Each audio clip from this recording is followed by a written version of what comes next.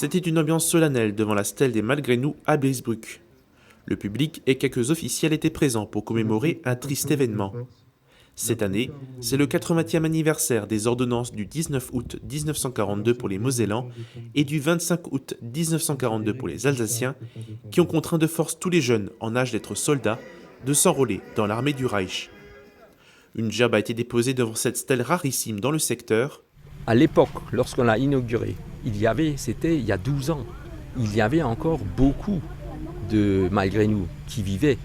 Et je me rappelle que ces gens, certains venaient durant toute la semaine voir où est cette stèle.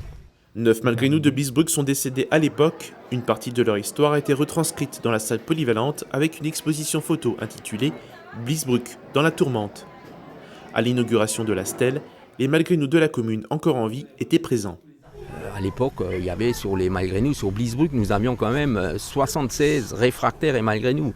Et il y en vivait encore une vingtaine. Et bien ils étaient tous là. Parce que pour eux, c'était les oubliés de l'histoire, ne l'oublions pas.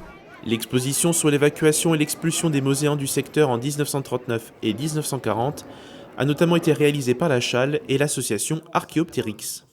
La commune de Bliesbruck, de Wölflin et le département de la Moselle ont proposé pour cet événement la diffusion du film Journal d'un exil. Charlie Dame et François Abel, auteurs de la bande dessinée La Moselle déracinée entre 1939 et 1945, étaient présents pour des dédicaces.